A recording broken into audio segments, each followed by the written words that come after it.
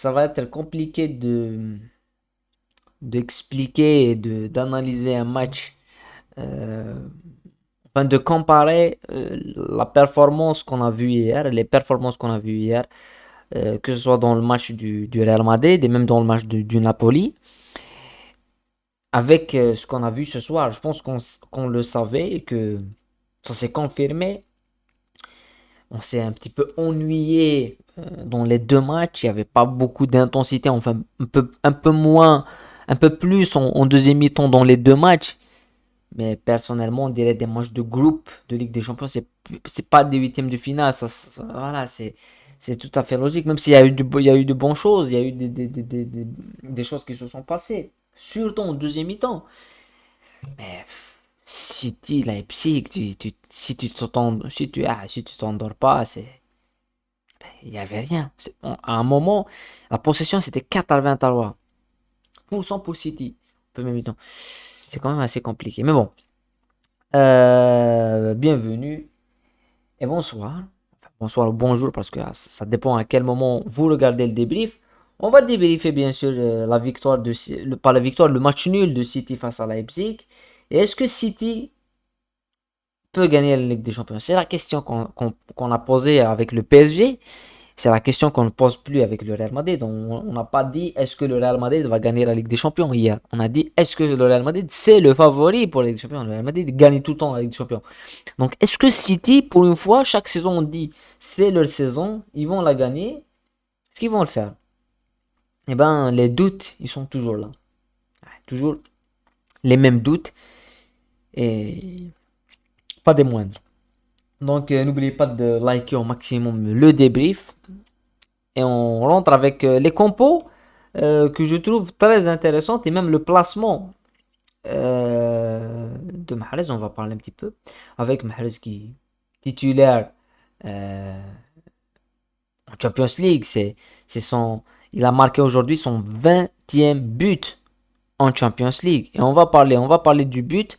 Mais avant ça, sur une compo classique, bien sûr, sans le Kevin De Bruyne qui est malade, donc qui est remplacé par Bernardo Silva qui occupe le demi-espace droit et qui occupe la zone de Kevin De Bruyne un petit peu dans le cœur du jeu. Et donc, justement, dans ce demi-espace, c'est justement lui qui était le maître d'œuvre dans la première mi-temps, qui a touché le plus de ballons.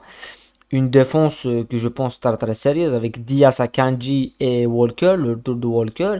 Ake, Walker commence petit à petit à retrouver du rythme et Grealish que je pense qu'il est devenu assez solide. Et toujours le point d'interrogation à City, c'est le niveau de, de Erling Haaland. Mais on a débriefé le match de championnat de City face à Forest.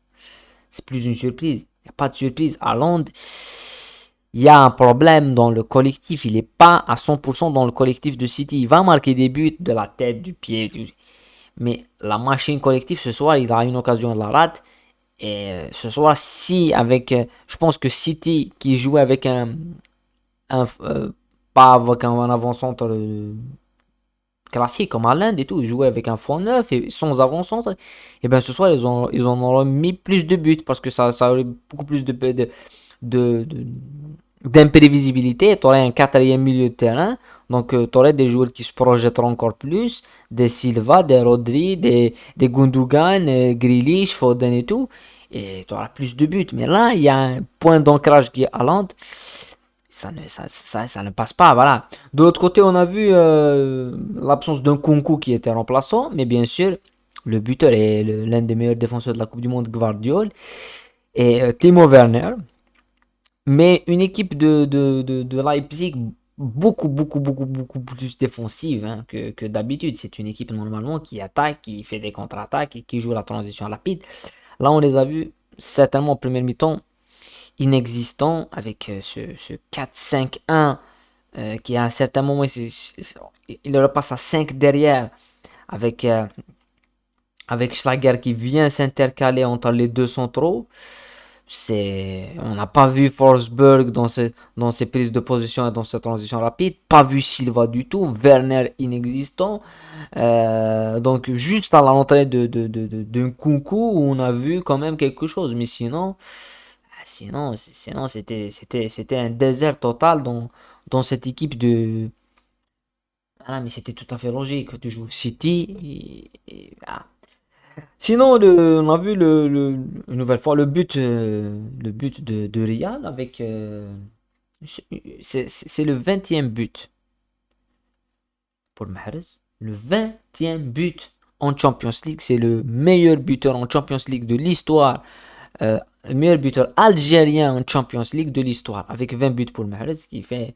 Voilà. La note du match, tout simplement, c'est un 4. Il n'y a rien à ajouter. C'est un 4 sur 10 parce qu'on s'est ennuyé.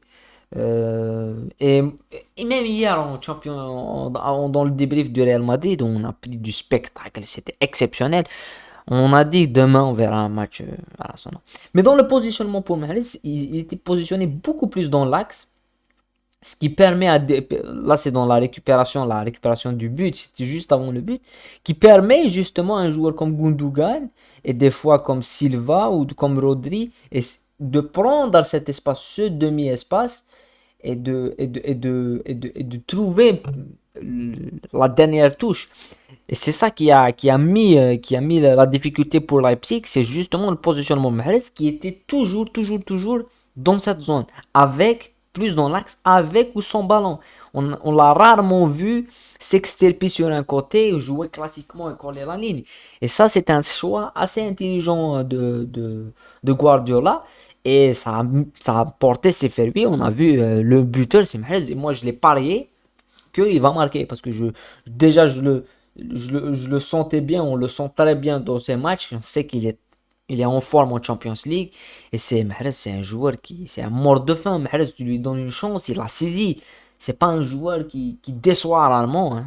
City, il a rarement déçu. Hein. Je pense que le nombre de matchs où il est passé à côté, même quand il ne le faisait pas jouer tout le temps, mais quand il joue Mahrez, c'est des passes décisives, c'est des buts. Et là, ce soir, il joue et en plus de ça, il est le point d'ancrage tactique pour Manchester City. Et c'est lui qui presse et c'est lui qui est dans une zone où il est face au jeu, où il peut récupérer, où il a des joueurs avec Gundogan. Et certainement, la connexion Mahrez avec Silva, elle est exceptionnelle parce que c'est deux joueurs qui s'apprécient footballistiquement. On le voit très bien que c'est des joueurs qui s'apprécient. Et donc, ça permet justement à City de survoler complètement le match. Après, en deuxième mi-temps, il y a ce coup de tête exceptionnel de Guardiola qui prend, il a complètement, il aspire l'âme de Diaz. Et c'est là où je me dis, si, en deuxième temps avec beaucoup plus de rythme, c'est là où on se dit City, ils n'y arriveront pas à gagner cette Champions League. Parce que si face à Leipzig, ils n'y arrivent pas si, je pense que c'est ce qu'on a dit hier quand on a vu le Real Madrid. On a dit, on, dans le football et certainement dans des compétitions de très très haut niveau comme la Champions League, l'équipe qui gagne, c'est l'équipe qui gère le mieux ses temps faibles. Et là, tu vois le City, ils ont dominé le match, mais ils ont eu un petit temps faible. En début de deuxième mi-temps, après la 60e, la 65e minute, ils ont ce temps faible. Ils ne le gèrent pas.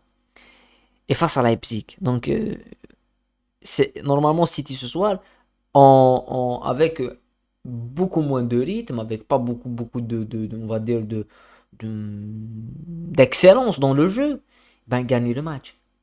Il gagne le match, il marque le but le plus difficile, là, il plie le score, il gagne le match, il gère le match. Ils n'y arrivent pas. Et face à Leipzig, qui n'est pas, c'est pas le Leipzig d'il y a 3 ou 4 ans où il y avait Werner au top de sa forme, où voilà, on s'en rappelait, ils sont allés taper Tottenham à Tottenham, avec un Werner exceptionnel, avec un système ponctuel, Nagelsmann et tout. Ouais, ça, c'est pas la même équipe. Et City qui chute. Donc moi je me dis, si face à Leipzig ils n'y arrivent pas, imaginons ils tombent en demi-finale ou en quart de finale face à un Bayern qui serait beaucoup plus en forme, face à Madrid, et face à Madrid, ce temps faible tu ne le gères pas, ils te plantent 2, 3 buts avec Benzema, Vinicius. Donc il y a un problème et je pense que c'est pas pour moi c'est pas le problème de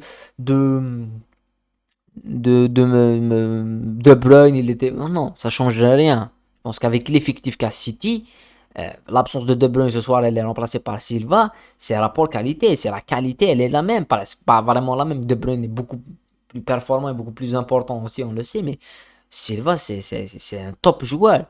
Et ils n'y arrivent pas. Donc, moi, je mets des doutes sur la deuxième partie de City. Moi, je pense que cette saison, Manchester City, c'est plus le Manchester City dominateur qui pouvait chuter sur un match ou deux matchs en Champions League, en demi-finale ou en finale, face à un adversaire qui a plus de mental, plus de ressources tactiques, plus voilà.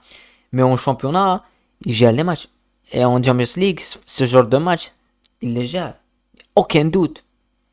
Même l'année passée, on l'a vu, ils sont allés à Dortmund, ils ont fait un match assez moyen, ils gagnent. Et Mahrez, il marque aussi un penalty. C'est pas là, voilà. Sinon, moi, ce que je pense, on l'a vu, d'un nul face à Forest, le nul face à Everton, euh, ils sont pas plus stables que les autres années. Mais est-ce que ça peut pas leur permettre de sortir un... Voilà, moi je pense qu'ils vont passer, ils vont se qualifier, hein. Certainement, ils vont se qualifier. Mais quand l'adversité va augmenter et quand il faut aller chercher les victoires au mental, est-ce qu'ils ont cette capacité? C'est la question, hein.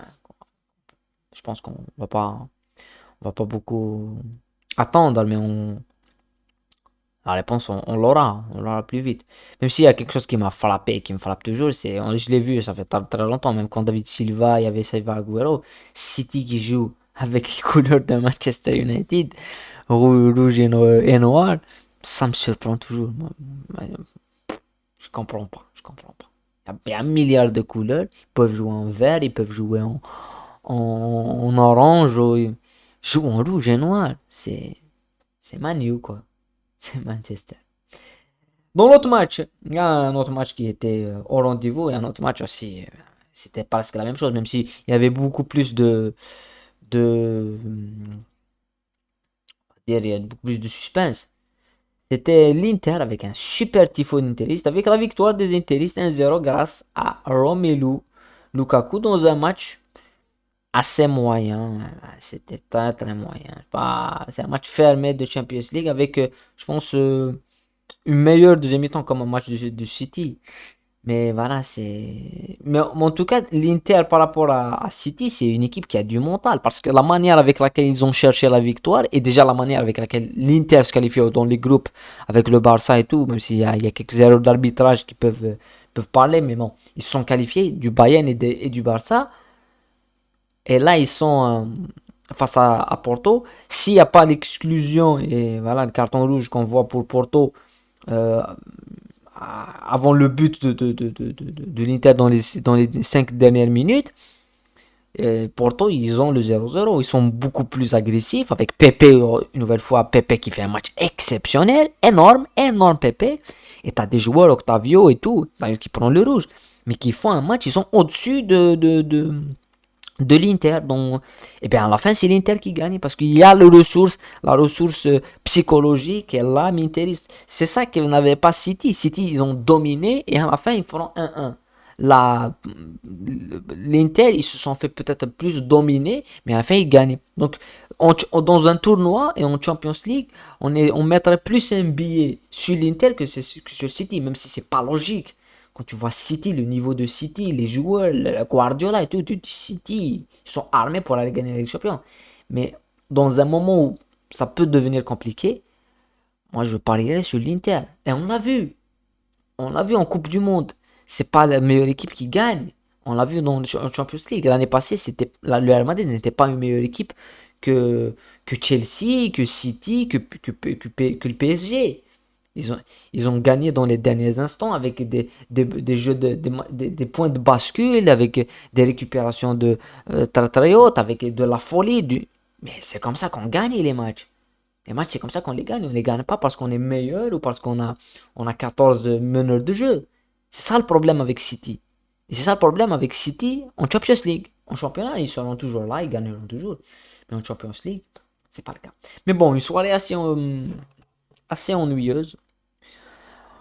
Voilà, en tous les cas, demain, on aura une soirée légendaire, ça reste sûr. Manchester United, Barcelone, ça sera un match exceptionnel. Ten Hag, Xavi, ça sent. Malgré qu'il y a des blessures énormes énormissime, d'une importance, voilà, d'une importance capitale pour le Barça, avec Gavi, Pedri, Dembélé, ouais. Gavi, Pedri surtout. Surtout Gavi, on voit l'importance qu'avait Gavi face à Cadix. Les Barcelonais auront du mal. Voilà. Sinon, on se retrouve dans le débrief justement de Manchester United-Barcelone, retour Europa League. Pendant ce temps-là, portez-vous bien. À très bientôt.